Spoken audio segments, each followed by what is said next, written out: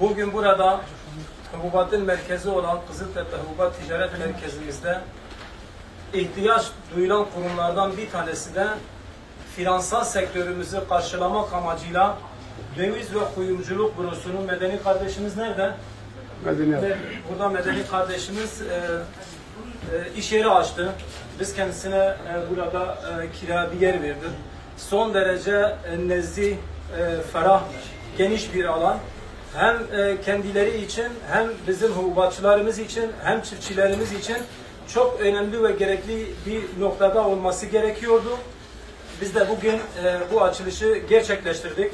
Kuyumcular Dernek Başkanımız Sayın Veysi Fiş burada, muhtarlarımız katılım sağlamışlar, çiftçilerimiz, esnaflarımız katılım sağlamışlar. Hububatın merkezi aynı zamanda da hububata bağlı olan para finansmanı tamamen buradan dönüyor. Çiftçilerimiz geliyor, hububatını burada satıyor, paraya çeviriyor, o parayı alıyor, gidiyor sonuçta döviz almak istiyorsa, altın almak istiyorsa çarşıdan alıyor. Bu hizmet ayaklarına gelmiş oldu. Aynı şekilde esnaflarımız da zaman zaman, çünkü burada 40'a yakın aynı zamanda esnaflarımız OSB'de bulunan fabrikaların sahibi ve ortaklarıdır. Yurt dışına, özellikle de Irak'ta yapmış olduğu ihracat finansmanı döviz oradan geliyor, döviz ihtiyaçları da oluyor.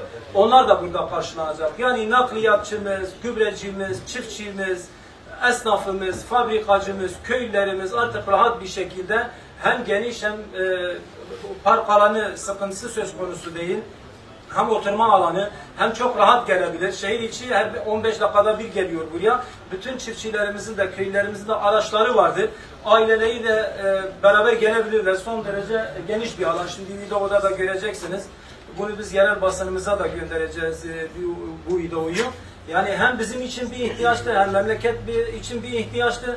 Açılışını biraz önce hocamızın okuduğu dualarla gerçekleşti.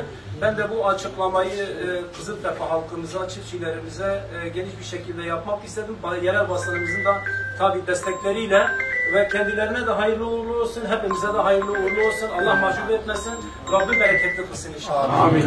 Allah muvaffak etsin.